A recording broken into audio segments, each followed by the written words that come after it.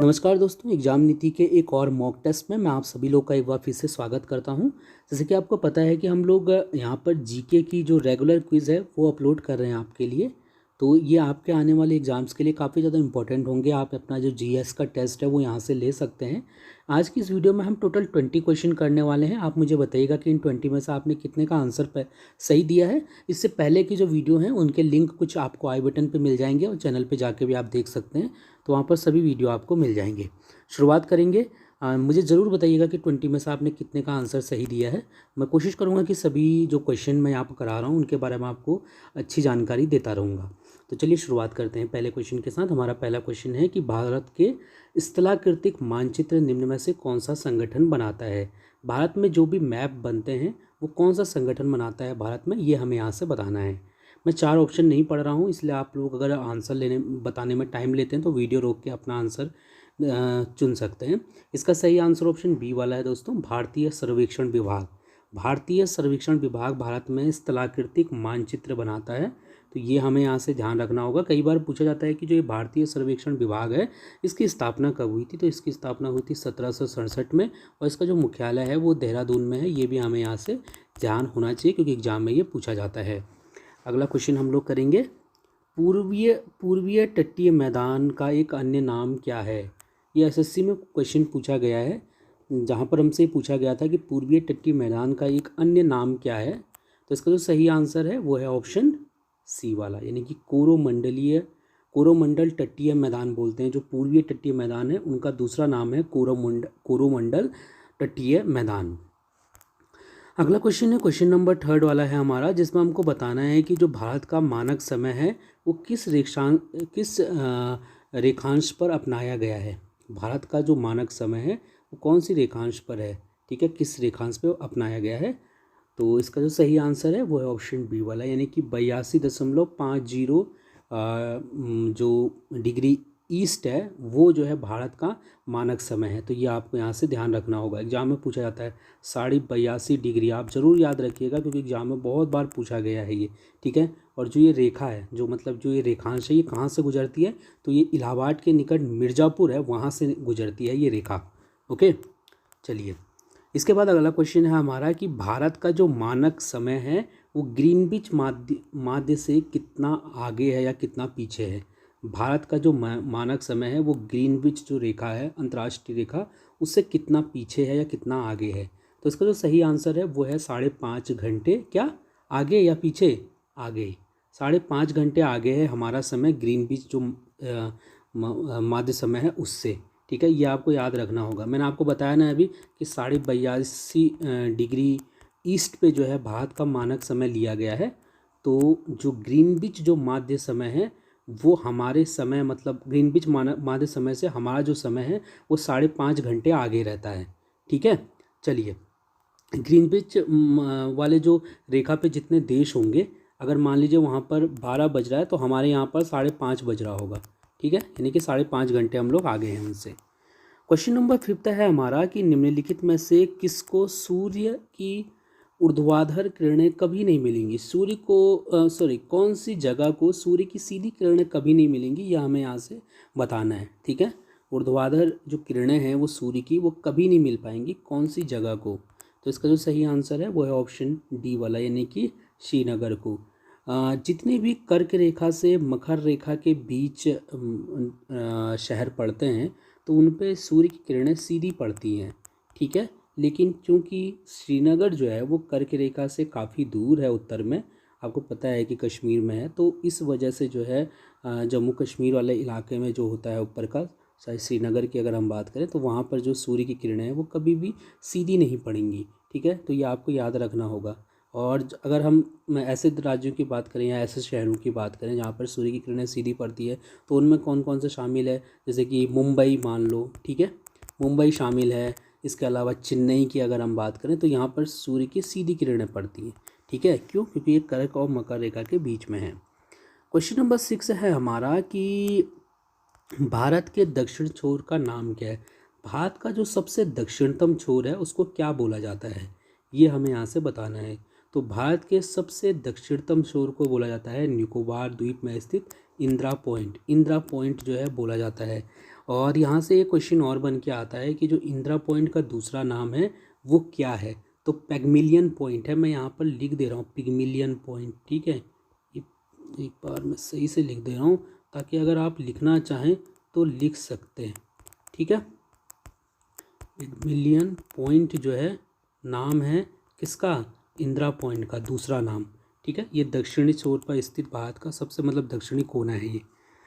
इसके बाद question number 7 था हमारा कि क्षेत्रफल की दृष्टि से भारत संसार का सबसे बड़ा देश है। कौन से नंबर का देश है क्षेत्रफल के लिहाज से। आपको पता है जनसंख्या के हिसाब से तो हम दूसरे नंबर पर आते हैं, लेकिन क्षेत्रफल के हिसाब से हम 7वें नंबर पे आते हैं। हमसे ऊपर कौन कौन है, हमसे ऊपर रूस है, उसके बाद कनाडा पड़ता है, फिर अमेरिका पड़ता है, फिर चाइना पड़ता है, इसके अलावा ब्राज़ील पड़ता है और फिर ऑस्ट्रेलिया पड़ता है, ठीक है। तो ये 6 ये हो गए और एक हमारा 7वां, ये सातवां सबसे बड़ा देश है दुनिया का। इसके बाद अगला क्वेश्चन हम लोग देखेंगे जिसमें हमसे भारत का क्षेत्रफल पाकिस्तान से लगभग कितना बड़ा है ये हमें बताना है। हमारा देश पाकिस्तान से कितना बड़ा है, सीधे सीधे ये हमसे पूछ रहा है, ठीक है, क्षेत्रफल के लिहाज से। तो हमारा जो देश है वो पाकिस्तान से 4 गुना बड़ा है। आपको पता है कि 32,87,000 के आसपास हमारा जो क्षेत्रफल है वो है, जबकि पाकिस्तान का 7,96,000 के आसपास है, ठीक है। तो हमारा जो देश है वो पाकिस्तान से 4 गुना बड़ा है। इसके बाद अगला क्वेश्चन देखेंगे जिसमें हमको बताना है कि भारतीय उपमहाद्वीप मूलतः एक अंग था। भारतीय उपमहाद्वीप जो है मूलतः एक अंग था। किसका अंग था, ये कई बार एग्जाम में क्वेश्चन पूछा गया है। तो भारतीय उपमहाद्वीप गोंडवाना लैंड का एक अंग था, ठीक है। गोंडवाना लैंड के अंदर और कौन कौन से देश आप बोल सकते हो आते हैं, तो उसमें ऑस्ट्रेलिया है, अफ्रीका है, दक्षिणी अमेरिका है, मेडागास्कर है। तो ये सभी जो है ये गोंडवाना लैंड के अंदर आते हैं, ठीक है। तो भारतीय जो उपमहाद्वीप है वो मूलतः किसका अंग था, वो गोंडवाना लैंड का ही अंग था, ठीक है।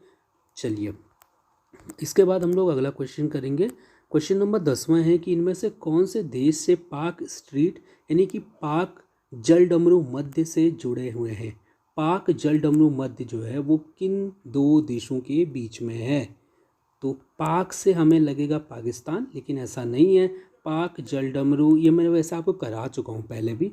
पाक जलडमरू मध्य जो है वो भारत और श्रीलंका के बीच में है, यानी कि ऑप्शन ए वाला यहाँ पर से सही है। भारत का राज्य जो है तमिलनाडु, वहाँ पर जो है वहाँ पर तमिलनाडु जो है तमिलनाडु और श्रीलंका के बीच में है ये, ठीक है। पाक स्ट्रीट सॉरी।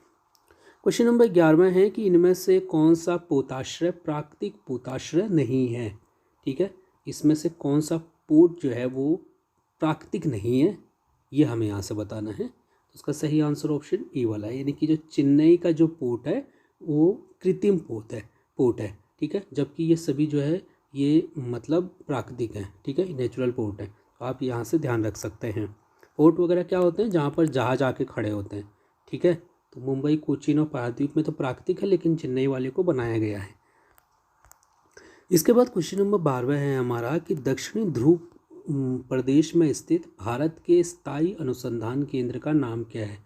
जो अंटार्कटिका है वहाँ पर भारत का एक स्थायी अनुसंधान केंद्र है, उसका नाम क्या है। तो उसका नाम रखा गया है गंगोत्री। कौन सा गंगोत्री, दक्षिणी गंगोत्री। सो ऑप्शन डी वाला सही है। अगला क्वेश्चन हम लोग करेंगे क्वेश्चन नंबर 13वां कि हिमाचल प्रदेश के किस जिले की सीमा चीन के साथ लगती है। किन्नौर, चंबा, कुल्लू या सिरमौर। तो हिमाचल प्रदेश के किन्नौर जिले की जो सीमा है वो लगती है चीन से, ठीक है।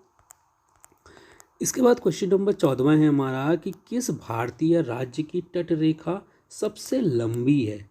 इनमें से कौन से भारतीय राज्य की तटरेखा सबसे लंबी है। तो सबसे बड़ी जो तटरेखा है भारतीय राज्यों में वो है आंध्र प्रदेश की।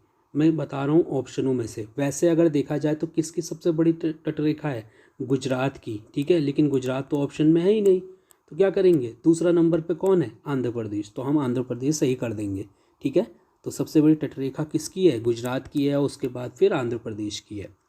इसके बाद अगला क्वेश्चन हम लोग देखेंगे क्वेश्चन नंबर 15वां है कि भारत की तटरेखा कितनी है। जो भारत की तटरेखा है, ठीक है, ये वाली जो है लगी हुई, ये कितनी है ये हमें यहाँ से बताना है। तो ये है 7,500 किलोमीटर, ठीक है, 7,516 किलोमीटर के आसपास जो है हमारी तटरेखा है। तो यहाँ पर ऑप्शन सी वाला सही हो जाएगा। इसके बाद अगला क्वेश्चन हम लोग देखेंगे, क्वेश्चन नंबर 16 है हमारा कि लक्षद्वीप में कितने द्वीप समूह हैं। मैं आपकी जानकारी के लिए बता दूं कि लक्षद्वीप भारत का सबसे छोटा द्वीप समूह है और इसमें टोटल कितने द्वीप हैं, इसमें 36 द्वीप हैं। ओके, सो ये यहाँ से ध्यान रखना होगा। लक्षद्वीप की जो राजधानी है, यहाँ पर मैं लिख दे रहा हूँ, कवरत्ती जो है यहाँ की राजधानी है, ठीक है। 36 द्वीप मतलब 36 द्वीपों का ये जो है ये द्वीप समूह बना है, ठीक है। सबसे छोटा अगर आपसे पूछा जाएगा कौन सा केंद्र शासित प्रदेश है भारत का, तो कौन सा है, लक्षद्वीप है, ये याद रखना है हमको। इसके बाद अगला क्वेश्चन है, क्वेश्चन नंबर 17 है हमारा कि अंडमान निकोबार द्वीप में गद्दीदार चोटी जिसको सैडल पीक बोलते हैं, ये कहाँ पर स्थित है। तो सैडल पीक जो है वो उत्तरी अंडमान में स्थित है। सो ऑप्शन डी वाला यहाँ पर से सही हो जाएगा। जो ये गद्दीदार चोटी या सैडल पीक है, याद रखिएगा कि ये सबसे ऊंची चोटी है उत्तरी अंडमान में, ठीक है। ये हमें ज़रूर पता होना चाहिए, एग्जाम में पूछा जाएगा अगर आपसे कि सबसे ऊंची चोटी कौन सी है अंडमान द्वीप में, तो सैडल पीक है, ये याद रखिएगा, ठीक है। इसके बाद क्वेश्चन नंबर 18 है हमारा कि पश्चिम बंगाल की सीमाएं कितने देशों से लगती हैं। तो चलिए गिनते हैं। सबसे पहले भारत की अगर हम बात करते हैं, भारत से लगती है, हाँ लगती है, 1 नंबर। उसके बाद दूसरे नंबर पे किससे लगती है, क्या भारत जो पश्चिम बंगाल है उसकी सीमा नेपाल से लगती है, हाँ जी लगती है। भूटान से लगती है, हाँ जी लगती है। और किससे लगती है, म्यांमार से लगती है, नहीं बिल्कुल नहीं लगती म्यांमार से। तो 3 देश हैं ऐसे जिनकी सीमा पश्चिम बंगाल से लगी हुई है। सो ऑप्शन सी वाला सही हो जाएगा। इसके बाद अगला क्वेश्चन हम लोग करेंगे जिसमें हमको बताना है कि आंध्र प्रदेश और तमिलनाडु के तटीय भूभाग को कहते हैं, क्या कहते हैं आंध्र प्रदेश और तमिलनाडु के तटीय भूभाग को। तो इसका सही आंसर ऑप्शन बी वाला है, यानी कि कोरोमंडल। आंध्र प्रदेश और तमिलनाडु के तटीय भूभाग को कोरोमंडल बोला जाता है, ये याद रखिएगा, ठीक है। एग्जाम में अगर पूछा जाता है तो यहाँ से क्वेश्चन ऐसे भी बन के आता है कि जो केरल तट है उसको क्या बोलते हैं, तो उसको मालाबार कहते हैं, ये भी आप यहाँ से याद रखिएगा। ओके, चलो। इसके बाद क्वेश्चन नंबर 20 है हमारा कि भारत का सबसे ऊंचा जलप्रपात किस राज्य में स्थित है। भारत का सबसे ऊंचा जो जलप्रपात है उसका नाम है कुंचिकल, ठीक है। नाम से हमें लग रहा है कि शायद कोई साउथ का होगा ये जलप्रपात, तो आपको बिल्कुल सही लग रहा है। कुंचिकल जो है ये कर्नाटक में है और ये भारत का सबसे बड़ा सबसे ऊंचा जलप्रपात है, ये हमें यहाँ से ध्यान रखना होगा। तो दोस्तों ये थे हमारे इसके वीडियो के टोटल 20 क्वेश्चन। आप लोग मुझे कमेंट करके बताइएगा कि इन